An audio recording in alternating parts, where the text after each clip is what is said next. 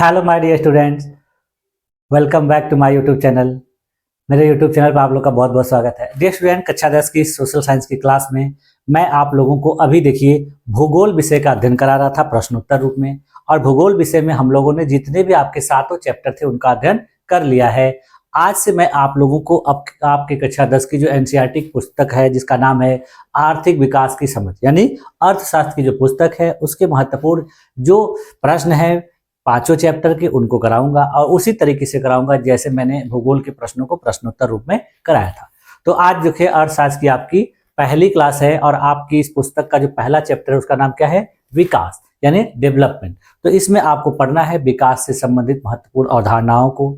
उसके अलावा फिर आपको पढ़ना होगा कि यूएनडीपी के द्वारा या विश्व बैंक के द्वारा जो विकास होता है वो कैसे मापा जाता है, वृद्धि और विकास में क्या अंतर होता है। इन सारी चीजों को हम लोग आज की क्लास में देखेंगे।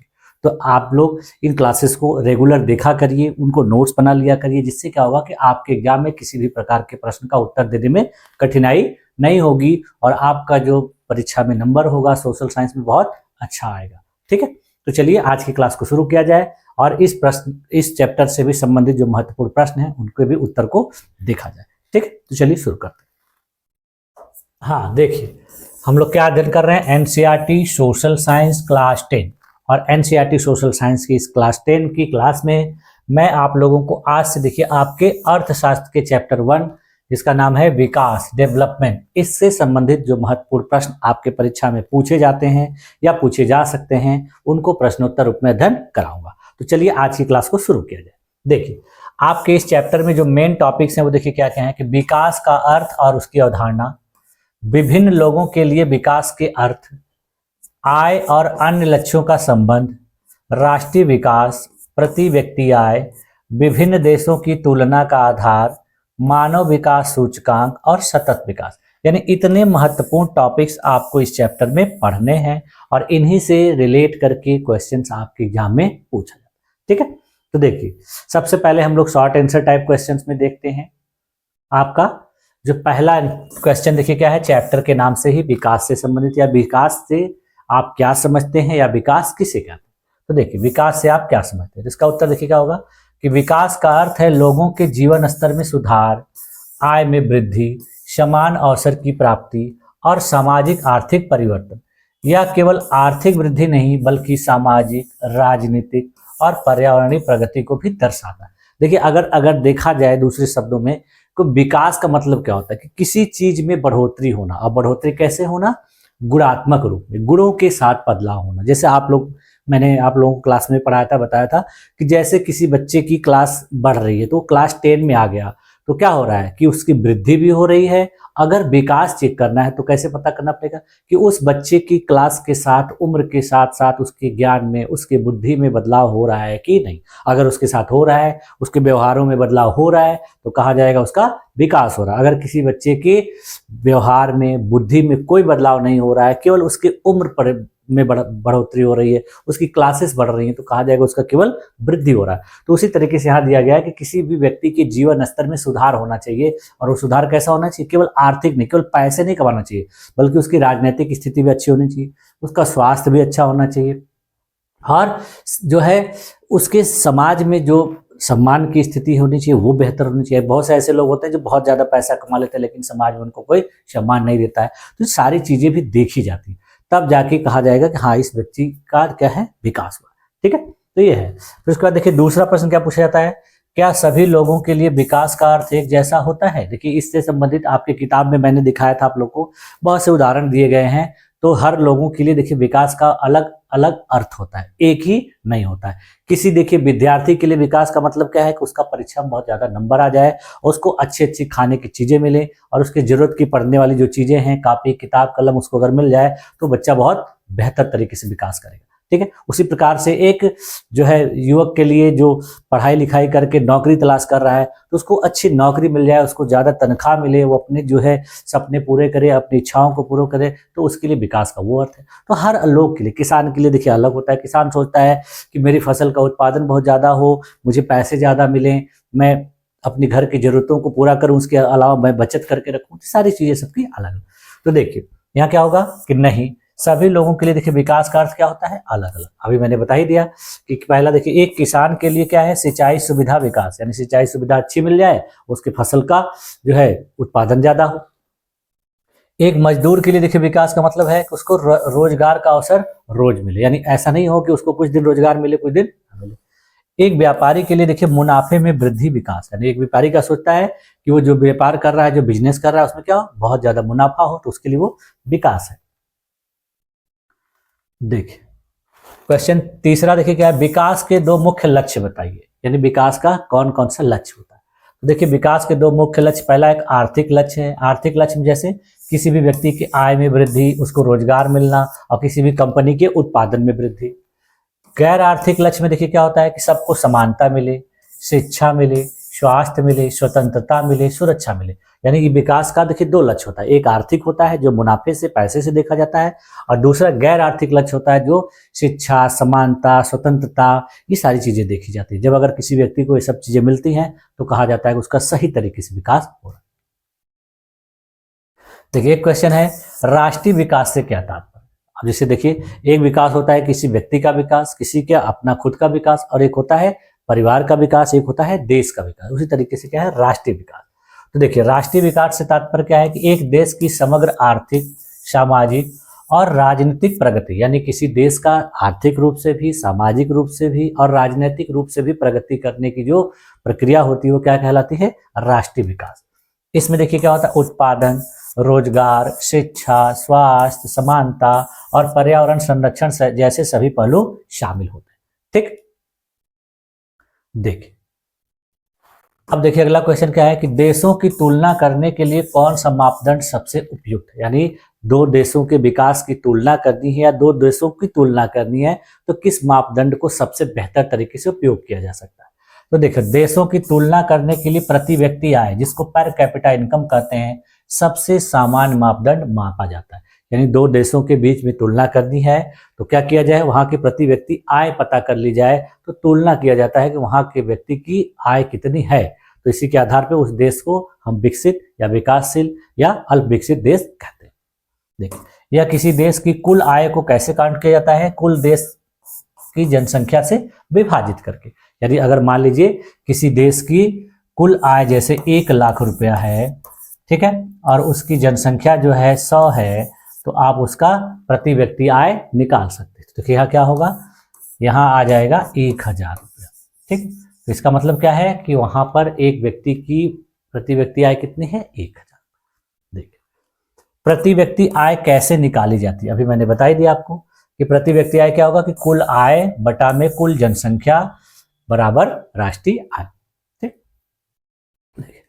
अगला क्वेश्चन है, मानव विकास सूचकांक क्या है, ह्यूमन डेवलपमेंट इंडेक्स। इसको देखिए शॉर्टकट में HDI भी कहा जाता है। मानव विकास सूचकांक देखिए संयुक्त राष्ट्र विकास कार्यक्रम, ये देखिए क्या है, यूनाइटेड नेशंस की एक संघीय संस्था है जिसका नाम क्या है, यूनाइटेड नेशन डेवलपमेंट प्रोग्राम।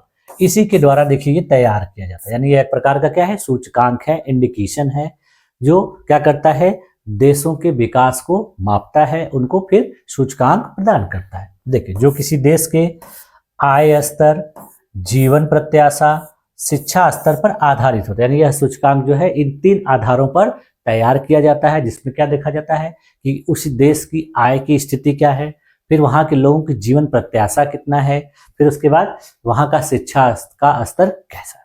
ठीक, तो इस सूचकांक देखिए शुरुआत कब हुई, 1990 ईस्वी में पाकिस्तानी अर्थशास्त्री महबूब उल हक और भारतीय अर्थशास्त्री अमर्त्य सेन, यानी भारत के एक अर्थशास्त्री अमर्त्य सेन के द्वारा और दूसरे प्रमुख अर्थशास्त्री पाकिस्तान के थे जिनका नाम था महबूब उल हक। इन दोनों लोगों के प्रयासों से इस सूचकांक की शुरुआत हुई। ठीक,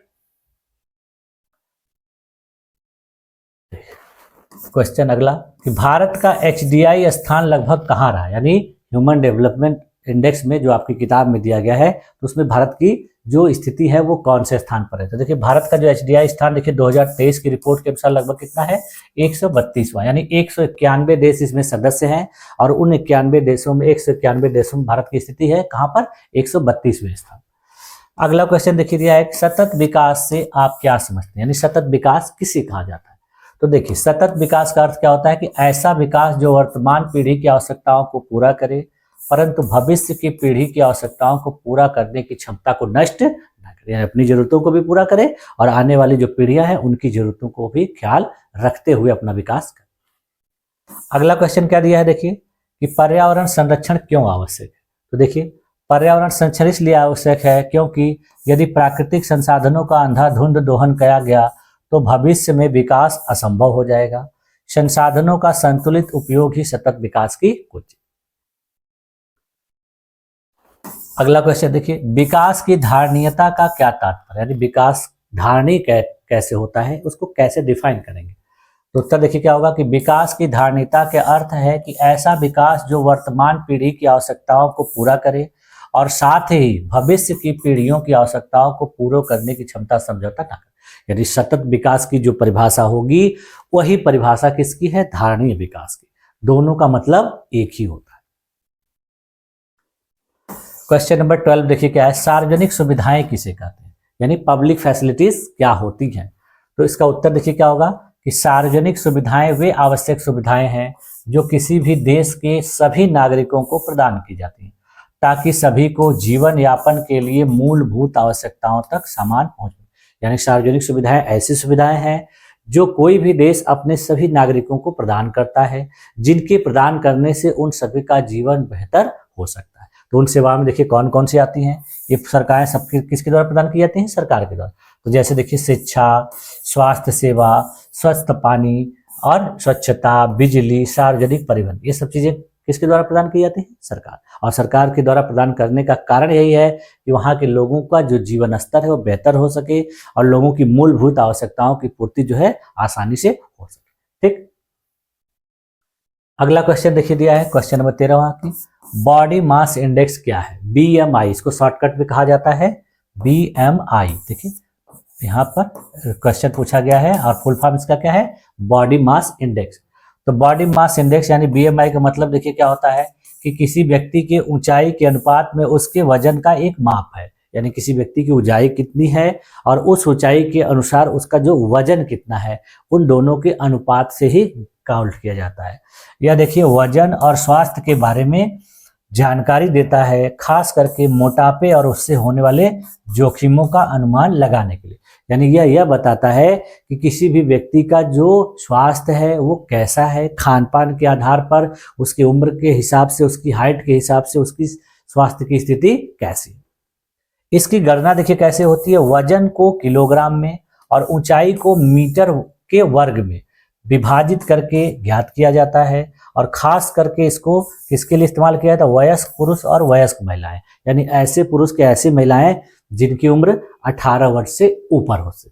तो इसको देखिए BMI का फार्मूला क्या होता है, BMI is equal to weight into height का स्क्वायर। जैसे मान लीजिए किसी भी व्यक्ति का वेट जो है 70 किलो है और उसकी हाइट कितनी है 2.5 मीटर, 2.5 मीटर, तो उसका स्क्वायर कर देंगे और फिर इससे काउंट करेंगे, जो आएगा BMI वही उसका स्वास्थ्य दर्शाता है। तो इसके लिए देखिए आपके किताब में अलग अलग आंकड़े दिए गए हैं कि किस व्यक्ति के लिए, किस हाइट के व्यक्ति के लिए कितना BMI होना चाहिए। तो उसको आप लोग अपनी पुस्तक में देख लेंगे, पीछे एकदम चार्ट बना के दिया गया है। ठीक,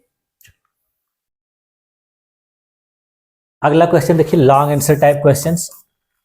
इन क्वेश्चंस में देखिए पहला प्रश्न आपसे पूछा जाता है कि विकास के विभिन्न लोगों के लिए अलग अलग अर्थ क्यों होते हैं, उदाहरण सहित स्पष्ट कीजिए। अभी हम लोगों ने एक शॉर्ट आंसर टाइप में क्वेश्चन में देखा, क्या विकास के अर्थ सभी के लिए एक ही होता है, तो नहीं होता है।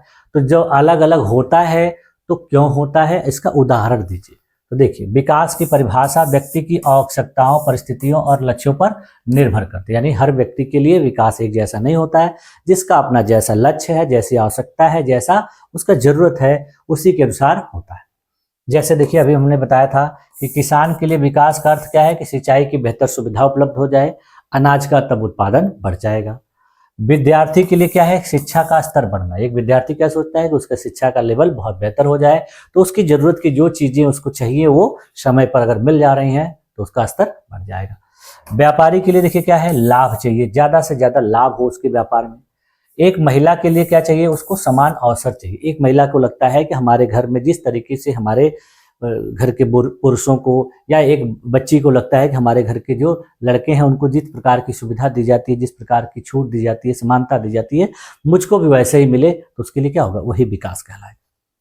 इसलिए देखिए विकास का अर्थ क्या होता है, सार्वभौमिक नहीं होता है, बल्कि यह व्यक्ति विशेष के अनुसार बदलता है। यानी देखिए कहा गया कि सभी के लिए विकास का एक ही अर्थ नहीं होता है, विकास का अर्थ सबके लिए अलग अलग होता है, उनकी परिस्थितियों के अनुसार इसका परिभाषा बदलेगा। देखिए विकास के आय संबंधी और गैर आय संबंधी लक्ष्यों को समझाइए। यानी विकास के दो लक्ष्य अभी मैंने पढ़े, हम लोगों ने पढ़ा है, शॉर्ट आंसर टाइप क्वेश्चन में देखा उसका। तो विकास के जो लक्ष्य होते हैं गैर आय संबंधी और आय संबंधी, तो इनके बारे में हमको बताना है। तो विकास के देखिए दो प्रकार के लक्ष्य होते हैं। पहला था आय संबंधी लक्ष्य। आय संबंधी लक्ष्य में क्या होना चाहिए कि रोजगार के अवसरों में वृद्धि, आय का समान वितरण, उत्पादन और व्यापार में वृद्धि, ये तीनों किसमें आते हैं, आय संबंधी। गैर आय संबंधी लक्ष्यों में देखिए क्या होता है कि समानता, स्वतंत्रता, सुरक्षा, शिक्षा और स्वास्थ्य सुविधा, पर्यावरणीय संतुलन। तो सच्चा विकास देखिए तभी माना जाएगा जब आय संबंधी लक्ष्य और गैर आय संबंधी दोनों लक्ष्यों की जब पूर्ति होगी तो सही तरीके से विकास तभी माना। देखिए सच्चा विकास तभी माना जाएगा जब आय के साथ साथ सामाजिक और मानवीय पहलुओं में भी सुधार हो। ठीक, अगला क्वेश्चन देखिए क्या है कि देशों की तुलना में प्रति व्यक्ति आय की सीमाएं बताइए। ठीक, तो देखिए उत्तर क्या होगा कि प्रति व्यक्ति आय से दो देशों की तुलना करते समय कुछ सीमाएं होती हैं। सीमाएं क्या होती है कि यह केवल औसत दिखाती है, वितरण नहीं। आय के असमानता का पता नहीं चलता। तीसरा, स्वास्थ्य, शिक्षा, सुरक्षा जैसे पहलुओं को नहीं दर्शाती है। इसलिए केवल प्रति व्यक्ति आय के आधार पर विकास की तुलना करना उचित नहीं। ठीक, देखिए अगला क्वेश्चन क्या है कि मानव विकास सूचकांक HDI किन तत्वों पर आधारित होता है, इसके महत्व की व्याख्या कीजिए। यानी मानव विकास सूचकांक जो है किन किन एलिमेंट्स पर, फैक्टर्स पर आधारित होता है और इसका क्या महत्व होता है। तो मानव विकास सूचकांक देखिए तीन प्रमुख सूचकों पर आधारित होता है। पहला क्या है, आय स्तर यानी इनकम लेवल। दूसरा क्या है, जीवन प्रत्याशा यानी लाइफ एक्सपेक्टेंसी। और तीसरा क्या है, शिक्षा स्तर यानी एजुकेशन लेवल। इन तीन चीजों के आधार पर किसी भी देश का जो है मानव विकास सूचकांक आधारित होता है। महत्व क्या देखिए कि यह केवल आर्थिक ही नहीं बल्कि सामाजिक पहलुओं को भी दर्शाता है। यह देशों की समग्र मानव प्रगति को मापने का वैज्ञानिक तरीका है। इससे यह समझने में मदद मिलती है कि किसी देश के नागरिकों का जो जीवन स्तर है वो कितना बेहतर है। ठीक, सतत विकास क्या है, इसके प्रमुख तत्वों की व्याख्या कीजिए। यानी सतत विकास किसे कहते हैं और इनके प्रमुख जो तत्व हैं उसका आप व्याख्या करेंगे। तो देखिए सतत विकास का अर्थ हम लोगों ने देख ही लिया ऊपर कि सतत विकास का अर्थ क्या होता है कि वर्तमान की आवश्यकताओं को इस प्रकार पूरा करना कि भविष्य की पीढ़ियां भी अपनी आवश्यकताएं पूरी कर सके। अब इसके देखिए जो मेन एलिमेंट्स हैं, मुख्य तत्व हैं, वो क्या क्या होने चाहिए। उन चीजों को प्राप्त करने पर ही सतत विकास कहा जाता है। जैसे देखिए प्राकृतिक संसाधनों का संरक्षण करना चाहिए, पर्यावरण प्रदूषण पर नियंत्रण रखना चाहिए, ऊर्जा का कुशलतम उपयोग करना चाहिए, ऊर्जा को व्यर्थ नहीं करना चाहिए, नवीकरणीय संसाधनों का प्रयोग करना चाहिए, जनसंख्या को नियंत्रित करना चाहिए। सतत विकास देखिए जो है पर्यावरण और अर्थव्यवस्था दोनों के बीच संतुलन बनाए रखता है। ठीक, नेक्स्ट क्वेश्चन क्या है, आर्थिक विकास और मानव विकास में क्या अंतर है। यानी इन दोनों में डिफरेंस बताना है आपको कि एक व्यक्ति के लिए मानव विकास क्या होता है और आर्थिक विकास। तो उत्तर देखिए क्या होगा, इसको दो कॉलम ऐसे बना लेंगे, एक तरफ आर्थिक विकास और दूसरी तरफ मानव विकास। तो परिभाषा के आधार पर देखिए क्या है कि यह केवल आय और उत्पादन में वृद्धि को दर्शाता है। मानव विकास का मतलब क्या होता है कि यह व्यक्ति के जीवन स्तर में समग्र सुधार को दर्शाता है। मापदंड क्या है कि इसका मापदंड देखिए राष्ट्रीय आय और प्रति व्यक्ति आय है और मानव विकास का मापदंड शिक्षा, स्वास्थ्य, जीवन प्रत्याशा है। इसका उद्देश्य क्या है, धन की वृद्धि, और इसका उद्देश्य क्या है, मानव का कल्याण। इसका दृष्टिकोण देखिए क्या होता है, संकीर्ण, और इसका दृष्टिकोण क्या होता है, व्यापक। ठीक, देखिए अब एक क्वेश्चन आपसे पूछा जा सकता है कि सतत विकास के लिए कौन कौन से उपाय किए जा सकते हैं। यानी सतत विकास को प्राप्त करना है तो कौन कौन से उपाय करने चाहिए। तो पहला देखिए क्या करना चाहिए कि वृक्षारोपण और वनों का संरक्षण करना चाहिए। दूसरा क्या है कि जल संरक्षण और पुनः उसका उपयोग करना चाहिए। गैर नवीकरणीय संसाधनों का सीमित उपयोग करना चाहिए। स्वच्छ ऊर्जा का उपयोग करना चाहिए जिसमें सौर, पवन और जल होना चाहिए। प्रदूषण नियंत्रण और पुनर्चक्रण करना चाहिए, यानी प्रदूषण नहीं करना चाहिए, और अगर कोई चीज ऐसा इस्तेमाल कर रहे हैं तो उसको क्या करना है, रिसाइकिल कर देना चाहिए। और स्वच्छ ऊर्जा में जैसे सौर ऊर्जा, पवन ऊर्जा और जल के द्वारा बनी गई ऊर्जा का इस्तेमाल करना चाहिए। लेकिन इसका स्तर अभी देखिए क्या है, बहुत कम है, लेकिन धीरे धीरे इसको बढ़ाया जा रहा है। इसके बाद फिर देखिए क्या है कि पर्यावरणीय शिक्षा का प्रसार करना चाहिए, यानी पर्यावरण से लोगों को जागरूक करना चाहिए, पर्यावरण के प्रति लोगों को सजगता उत्पन्न करनी चाहिए। तो ये सारे काम करने से क्या होगा कि सतत विकास के लक्ष्यों को प्राप्त किया जा सकता है। ठीक, एक क्वेश्चन देखिए आपसे और पूछा जाता है कि राष्ट्रीय आय और प्रति व्यक्ति आय में क्या अंतर है, यानी एक व्यक्ति की आय और देश की आय में क्या डिफरेंस है। तो देखिए इनको कई पॉइंट्स पे हम लोग देख लेते हैं, राष्ट्रीय आय और प्रति व्यक्ति आय। तो अर्थ के आधार पर देखिए क्या है कि एक देश में एक वर्ष के दौरान उत्पादित सभी अंतिम वस्तुओं और सेवाओं का कुल मौद्रिक मूल्य राष्ट्रीय आय कहलाता है। यानी इसको ऐसे कह सकते हैं कि किसी भी देश में एक वर्ष में उत्पादित सभी वस्तुओं और सेवाओं का जो कुल अंतिम मूल्य होता है वो क्या कहलाता है, उस देश की राष्ट्रीय आय। और प्रति व्यक्ति आय में क्या होगा कि देखिए राष्ट्रीय आय को देश की कुल जनसंख्या से भाग देकर जो प्राप्त औसत आय होता है उसी को प्रति व्यक्ति आय, यानी देश की कुल आय में से देश की कुल जनसंख्या को जब हम भाग देंगे तो जो रिजल्ट हमारा प्राप्त होगा वो उस देश के एक व्यक्ति की आय यानी प्रति व्यक्ति आय कहलाएगी।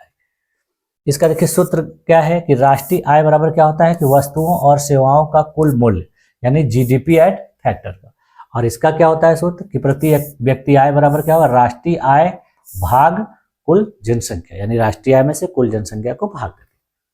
उद्देश्य के आधार पर देखिए क्या है कि देश की कुल आर्थिक प्रगति को मापना होता है इसका उद्देश्य। इसका उद्देश्य देखिए क्या होता है कि नागरिकों की औसत जीवन स्तर या समृद्धि को मापना होता है।